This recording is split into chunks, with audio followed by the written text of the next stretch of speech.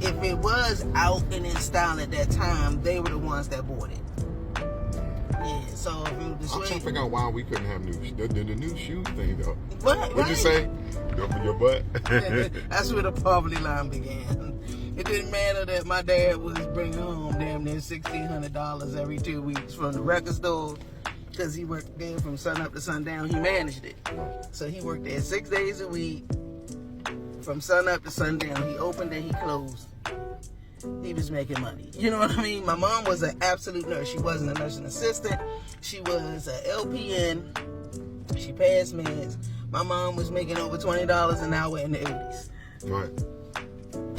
But for some reason, when it comes to new tennis shoes, you said that's where the poverty line That's started. where the poverty line. And then I was a girl, so it's not like I wanted the sturdiest of tennis shoes.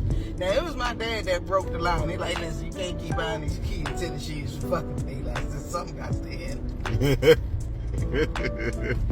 Which was like, listen, they need good shoes. You know, if you want them to last, and Payless shoes gonna break apart. You know, you gotta get a, you know what I'm saying? Yeah. Like, listen, Sharon. You can't keep, you wanna buy their dress shoes and shit, fine. Them Jones start off a nice pair of high top tennis. About 2 weeks later, you got some open toe sandals. Seam, pop on them joints. What? So I remember that year. We were young. I was in the 3rd grade. Dominique was in kindergarten, and Dom got a pair of Jordans, Jordan 3s, and I got a pair of Reebok Classics. Okay. Man, Couldn't tell y'all nothing.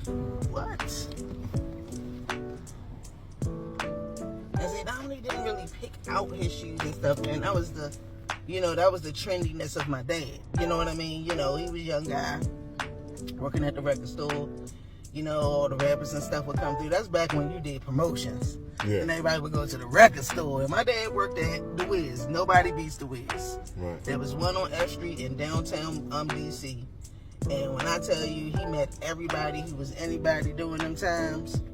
Freddie Jackson, Vesta Williams, all the rappers would come down. He had pictures with him. I wonder if he still got that photo album. Yeah, I bet he does. Mm-hmm. Those are keepsakes. He would take my mom to all the concerts. They would come in that joint tipsy off of Cavassier. Whatever. They ain't my coming mom there was off that drinking. plastic Cavassier. That's what my dad drank back in there. Cavassier with Pepsi. You old as a mug when you got Cavassier. That's When my mom left my dad, me and him had Cavassier together. I was 9 years old. One of these like, come on and have a drink with me. And I sat down at that little table and had a drink of Cavassier, and he was laughing. And that's when I knew that our lives was going to change.